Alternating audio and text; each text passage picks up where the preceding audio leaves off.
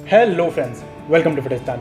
आज मैं आपको एक ऐसे एथलीट से मिलाने जा रहा हूँ जिन्होंने ताइक्वांडो सिर्फ और सिर्फ फिटनेस के लिए स्टार्ट किया था, लेकिन देखते ही देखते ये महाराष्ट्र की नंबर 1 खिलाड़ी बन चुकी हैं और काफ़ी वेल नोन फेस हैं महाराष्ट्र में। बेस्ट चीज़ ये है कि इन्होंने काफ़ी कम उम्र में छत्रपति अवार्ड, जो कि महाराष्ट्र का काफ़ी प्रेस्टिजियस अवार्ड होता है, वो जीता है। तो इनका नाम है ऐश्वर्या। तो हम बात करेंगे ऐश्वर्या से, इनकी जर्नी के बारे में जानेंगे, इनके अचीवमेंट्स के बारे में जानेंगे और इनके फ्यूचर प्लान्स क्या हैं ताइक्वांडो को लेकर, वो हम जानेंगे। Thank you Aishwarya for joining us. So आपसे आज हम बहुत सारी बात करने वाले हैं, आपके करियर के बारे में जानेंगे, आपके अचीवमेंट्स के बारे में जानेंगे और आपके फ्यूचर प्लान्स क्या हैं, क्या आपका टारगेट है, उन सब चीज़ों के बारे में जानेंगे। लेकिन सबसे पहला क्वेश्चन मेरा रहेगा कि छत्रपति अवार्ड, आपने काफ़ी कम एज में छत्रपति अवार्ड जीत लिया। तो छत्रपति अवार्ड है क्या बेसिकली? बिकॉज महाराष्ट्र में तो बहुत सारे लोग हैं जो जानते हैं छत्रपति अवार्ड को, छत्रपति जो शिवाजी महाराज थे उनको जानते हैं। तो ये कहाँ से आया, ये अवार्ड किसको मिलता है और क्या क्राइटेरिया है उन्हीं इंसान को ये अवार्ड मिलता है? तो आप अगर इसके बारे में कुछ बता सकें। छत्रपति अवार्ड तो महाराष्ट्र स्टेट का सबसे प्रेस्टिजियस है, जैसे लाइक खेल रत्न जो मिलता है नेशनल लेवल पे। नेशनल लेवल पे मिलता है, ये स्टेट लेवल पे होता है, मतलब इससे ऊपर कुछ भी नहीं। बेस्ट।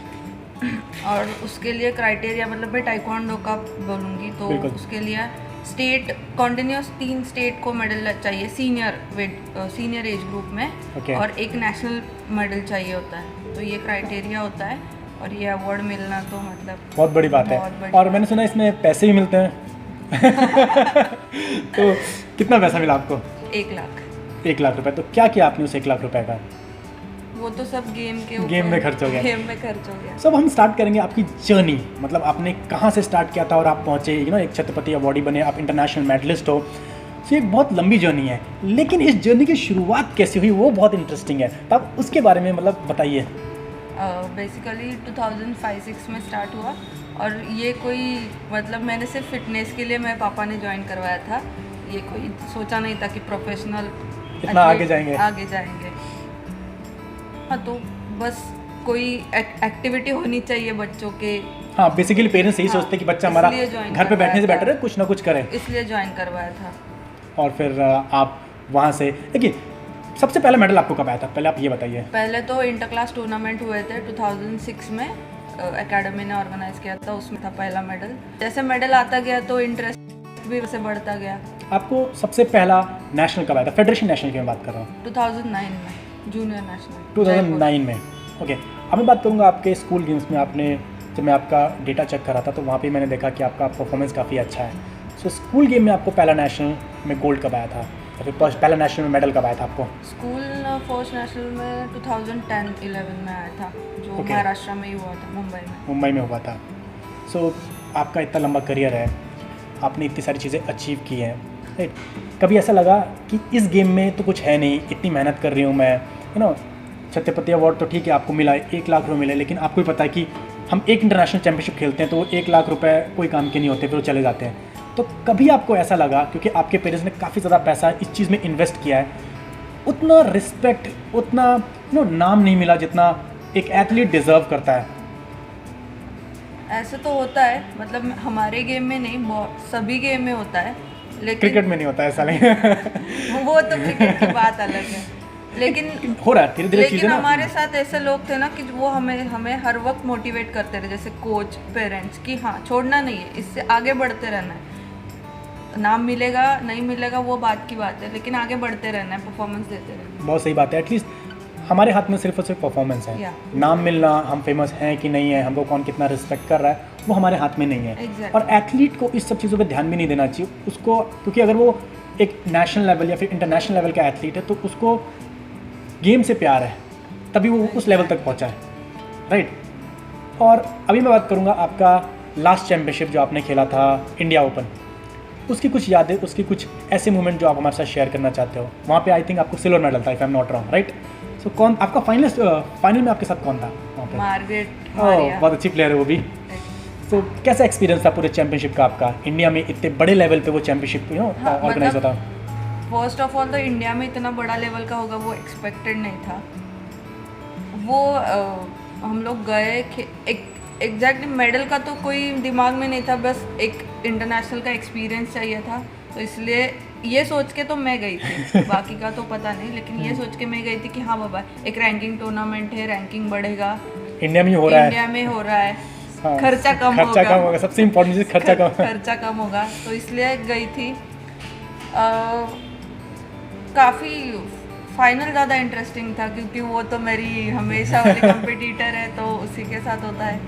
काफ़ी अच्छा एक्सपीरियंस था, प्लेयर काफ़ी अच्छे मैच। एक ऐसी चीज़ जो आपकी जो अपोनेंट थी फाइनल में उनकी आपको बेस्ट लगती है क्योंकि आप काफ़ी लंबे टाइम से उनके साथ खेल रहे हो, तो एक ऐसी चीज़ जो आपको ना लगता है कि वो उनको अलग बनाती है बाकी एथलीट से, कोई ऐसी स्ट्रेंथ? बहुत ज़्यादा स्ट्रेंथ है उसमें, और एज अ प्लेयर वो मुझे अच्छी भी लगती है। एज अ प्लेयर अच्छी लगती है। उनके अलावा महाराष्ट्र में या फिर मैं इंडिया में बात करूँ या फिर आप इंटरनेशनल में बता सकते हैं, कौन से ऐसे एथलीट हैं जिनको आप पसंद करते हो, जो आपको अच्छे लगते हैं, लेकिन आप अपनी एकेडमी से नाम नहीं ले सकते किसी भी प्लेयर का, ठीक है? और ऐसा नहीं आपको एक का ही नाम लेना है तो बाकी लोग बुरा नहीं मानेंगे, तो आप उस चीज़ का टेंशन मत लो। वो नहीं, लेकिन एकेडमी के लगते हैं तो लेना पड़ेगा। नहीं, ऐसा नहीं, आप एकेडमी के, बिकॉज एकेडमी कैसा लगता है कि ये तो अपनी है।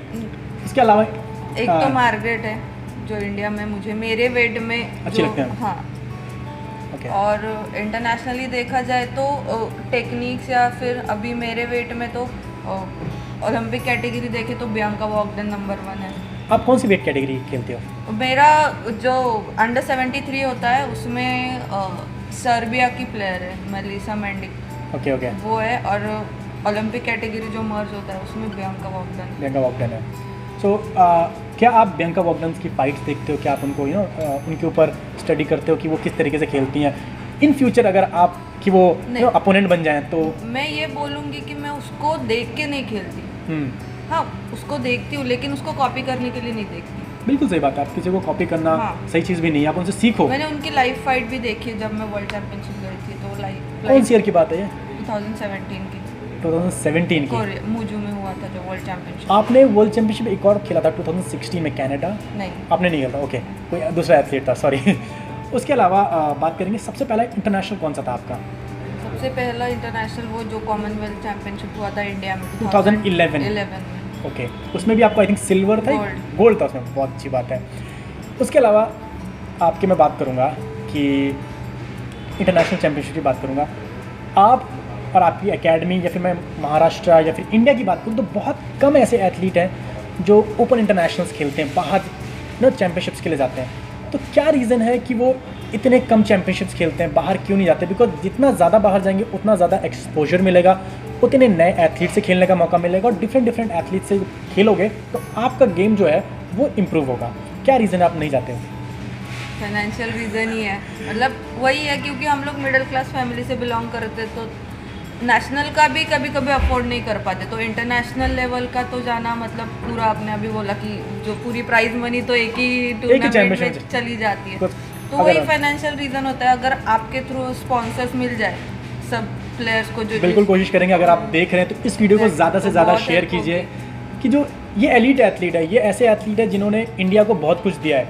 तो as a player, as a इंसान, एज अ कंट्री में जो हम लोग इस गेम को चाहते हैं, हमारी भी रिस्पॉन्सिबिलिटी है कि हम ऐसे एथलीट को प्रमोट करें, ऐसे एथलीट को एक ऐसा प्लेटफॉर्म दें जहाँ से जो इनके अंदर स्किल है, जो टैलेंट है, उस टैलेंट को वो शोकेस कर पाएँ। क्योंकि अगर मैं इंडियन एथलीट की बात करूँ तो इंडिया में बहुत सारे ऐसे एथलीट हैं जिनके पास टैलेंट तो है लेकिन सिर्फ और सिर्फ पैसा नहीं है, जिसकी वजह से वो इंटरनेशनल लेवल नहीं खेल पा रहे हैं, और ये एक बहुत बड़ा रीज़न है कि इंडिया ओलंपिक में मेडल नहीं मान पा रहा है। आपको क्या लगता है इस बारे में? ये तो बिल्कुल सही है क्योंकि एक्सपोजर ही नहीं मिल रहा, तो एथलीट अपना टैलेंट दिखाएगा कहाँ पे? और मैं बात करूँ नेशनल की भी, तो नेशनल भी बहुत कम हो रहे हैं, बिकॉज बहुत ज़्यादा टशल चल रहा है, एंड आई होप कि जो टशल चल रहा है काफ़ी जल्दी रिजॉल्व हो जाए, जिससे कि एथलीट जो हमारा एथलीट है वो चैंपियनशिप ज़्यादा खेले। उतना सपोर्ट और उतना मोटिवेशन मिल गया तो हर स्टेट से कई सारे बंदे आएंगे जो इंटरनेशनल मेडल लाएंगे है। इंडिया में बहुत पोटेंशियल है। मैं इस टॉपिक के ऊपर काफ़ी ज़्यादा रिसर्च करता हूँ और मैं आपको ये बताना चाहता हूँ कि इंडिया में बहुत सारे पोटेंशियल एथलीट है, इवन कोरिया से बेटर एथलीट है, लेकिन उनको उस लेवल पे एक्सपोजर नहीं है, उनके ऊपर प्रेशर इतना ज़्यादा है ना। हमारा एथलीट अगर इंटरनेशनल लेवल पे जाता है तो उसके ऊपर इतना प्रेशर होता है ना मेडल लाने का, क्योंकि पता है कि मैंने घर वालों का पैसा लगाया है, अगर मेडल नहीं आएगा तो नेक्स्ट टाइम मेरे पास जाने के पैसे नहीं है। तो आपने ऐसा कुछ फेस किया कि? ऑब्वियसली किया है, मैंने देखा, मेरे पापा ने मुझे जब वर्ल्ड चैंपियनशिप जा रही थी तो कैसे कैसे मैनेज किया हम लोगों ने। हालांकि छत्रपति उसके बाद मिला, उसके बाद पैसे आए, लेकिन वो पैसे कैसे मैनेज किया मैंने देखा है। तो ऑब्वियसली पैसा ही बहुत इम्पोर्टेंट हमारे गेम में कि बाहर जाना है, खेलना है। और क्या होता है ना, उसके अभी ये देखते कि हाँ ये प्लेयर की रैंकिंग इतनी है तो ये अच्छा हो गया। टैलेंट नहीं देखा जा रहा, रैंकिंग में वो कहाँ है वो देखा जा रहा है। लेकिन जो रैंकिंग जैसे मैंने आपको बताया, रैंकिंग आपको तब मिलेगी जब आप इंटरनेशनल खेलोगे। वही तो, और हम लोग खेल नहीं पा रहे। और वो आपको डिफाइन नहीं करता कि आप अच्छे प्लेयर हो या फिर खराब प्लेयर हो। एग्जैक्टली, वो तो है, लेकिन वही तो ना, अभी रैंकिंग ही देखी जा रही है। रैंकिंग देखी जा रही है, तो मैं वही मेरा बोलना है कि एटलीस्ट जो हमारे एलीट एथलीट हैं, आप लोग जो नेशनल इंटरनेशनल खेल रहे हो और कंटिन्यूस खेल रहे हो, उनको एटलीस्ट इतना सपोर्ट मिलना चाहिए कि वो जाके इंटरनेशनल लेवल पे परफॉर्म करें। अभी रिसेंट साउथ एशियन का जो सिलेक्शन हुआ वो रैंकिंग क्राइटेरिया पे हुआ था। आपका जो रैंकिंग है इंडिया में, जो रैंकिंग है, रैंकिंग के हिसाब से आप फर्स्ट 10 में हो गए तो आप सिलेक्शन के लिए खेल सकते हो। वो चीज़ अच्छा भी है, जिससे कि, और वो चीज़ अच्छा भी है, लेकिन किसी जो अच्छा प्लेयर है, कभी भाई एक साल उसका नहीं आया तो वो भी पीछे रह जाता है ना। ये बात भी आपकी बिल्कुल सही है कि अगर नहीं आया, बट एटलीस्ट उसको ये तो रहेगा कि मुझे इंडिया में किसको हराना है, कौन मेरा कॉम्पिटिशन। क्योंकि जितना ज़्यादा कंपटीशन रहेगा उतना जो हमारा जो बेंच स्ट्रेंथ है वो स्ट्रांग रहेगी, और जितनी ज़्यादा बेंच स्ट्रेंथ हमारी स्ट्रांग रहेगी उतना ज़्यादा हमारे चांसेस है मेडल निकालने के। आपके प्लान्स क्या हैं, फ्यूचर प्लान्स क्या हैं, आप क्या करना चाहते हो अभी आगे? प्लान्स तो अभी जितने भी टूर्नामेंट आ रहे हैं उसमें अच्छा ही परफॉर्म करना है। मैं ये नहीं बोलूँगी कि हाँ मुझे गोल्ड ही जीतना है, मैं ये बोलूँगी कि हाँ मुझे अपना परफॉर्मेंस बेटर करते जाना है।